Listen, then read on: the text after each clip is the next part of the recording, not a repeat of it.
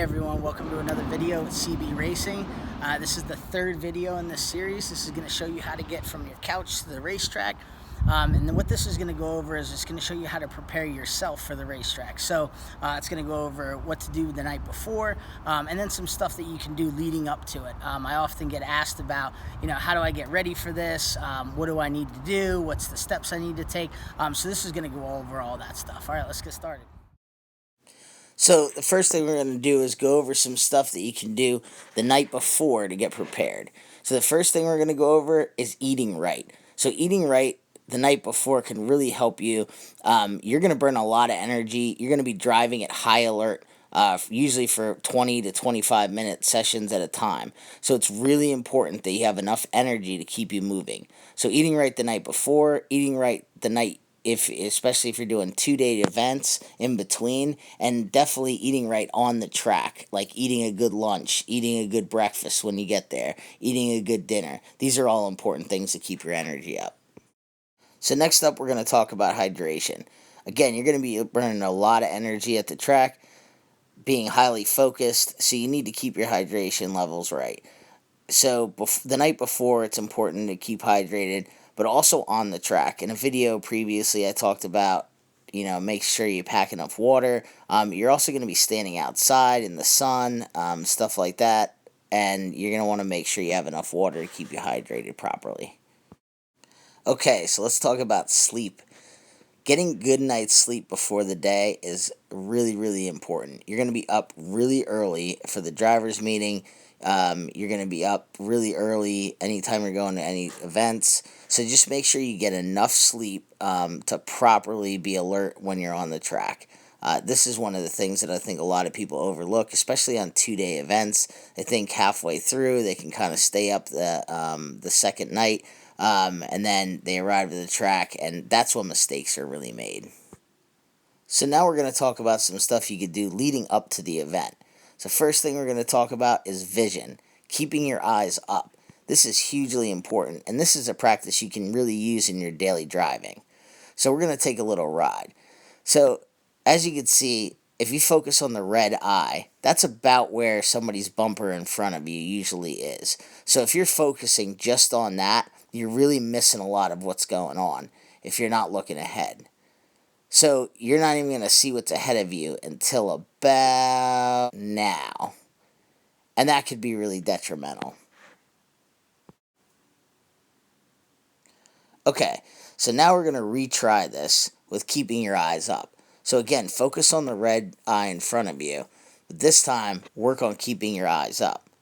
So as you can see, if you stare ahead, you're really staring far off into the distance. And as I approach this car, I can already see it way back there. And everything that's going on below me or around me, I can see out of the peripheral vision. I'm not going to miss somebody if I'm looking through their car braking in front of me. My peripheral will pick it up. So now we're going to look at the difference between the two. So as you can see, if I've got bumperitis and I'm staring at the back of someone's bumper, I'm not going to see much more. But if I keep my eyes up and I look through the back of their car, I can see anything coming way ahead before they even react, which gives me more time to react. Alright, so now let's talk about mirror placement. So if you could see the sides of your car in your mirrors, you're really wasting what your mirror is for. So if you could see the blue car, if the blue car sees the sides of its car in the mirrors, it can't see the red car on the left. That's how bad your blind spot gets. And if you go over to the right side, if you can see the side of the car, you're already picking up most of the stuff that's in your rear view mirror. So why not spread it out a little bit further? It'll give you more space and more spatial awareness. But you have to get used to this, guys. So this is something you can really practice. Just put it on and set up your mirrors so you have almost what looks like an arc. And I'm going to show you as I'm going through here, there's kind of an arc where you should pick up something in your left-hand mirror, and then as it moves over, it should pick up in your center mirror, and then as it continues to move over, you should pick it up in your right-hand mirror. That's proper mirror placement. Okay, so now we're going to take a look at some stuff that we could do on a daily basis to improve your skills. Now notice, I'm not going to be driving around like a complete maniac. I'm not going to go over the speed limit. I'm going to be doing this as if I'm on a daily drive. So the first thing we can really practice is using all of our brake force at the beginning and then slowly coming off the brake to adjust our speed. Now, this is completely opposite of how normal braking works. Usually, you put more pressure on as you approach. So basically, you're going to put all the pressure on at first, and it's like peeling one toe off at a time. And you're going to adjust your speed that way. And what this does is it allows my braking to be smooth and the weight transfer not to upset the car. And that's what we're really trying for. So I'm going to brake hard and then slowly come off to position me where I want to be. So I want to practice applying the pressure I need to get me to where I want to be. The key here is not to just slam on it. You want to roll on and roll off the brake. So the next thing I can practice is my steering angle and my throttle input. I can't ask the wheels to do too much at once. I can't ask them to use all the braking force and all of the turning angle all at once. I'm not going to be able to get the best out of it. So when I turn the wheel, I want to make sure I'm leaning off of the pedal, as if there's a pole attached from the wheel to the pedals connecting them. So as I increase the steering angle, I want to be coming off of the pedal.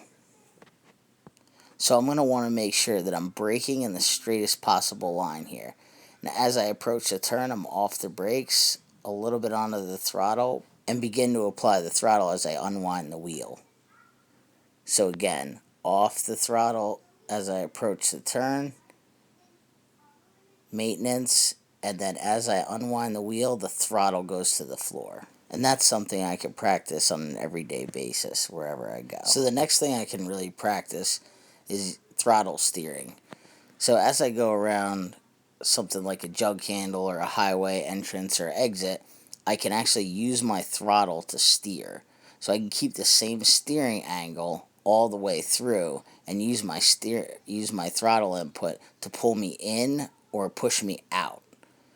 So I'm going to use the same steering angle throughout. And as I get into the turn, I'm going to use the throttle to pull me to the outside, on, and then I'm going to let off the throttle to let it pull me back in, see? So in, and then I'm pushing back out with the throttle. And that's how you use throttle steering. And this is something you can do usually on highway entrances, any jug handles in your area. So if you have a diff in your car, this is going to be a little bit different. You're going to notice that as you accelerate, it's actually going to start pulling you more toward the inside. But the same basic principle applies. Once you start losing grip toward the outside, you let off the throttle and it'll pull you back in. So now let's look at another tool. Racing simulators. So a racing sim can be really great to help you practice some skills for the track. Now, you also don't need an expensive rig like this, or anything expensive as this. You can get some stuff pretty cheap, such as this. Something you can use with the chair from your house.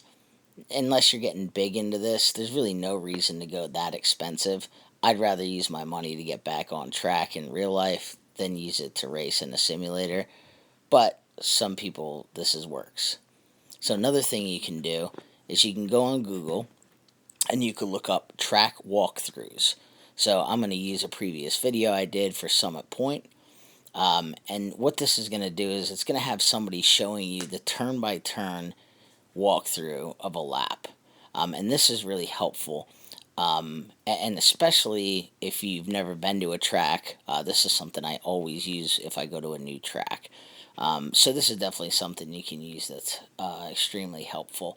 And it'll show you exactly where the turn-in angles are. It'll give you some visual cues to pay attention to. That way when you get to the track, you'll actually be pretty familiar with it.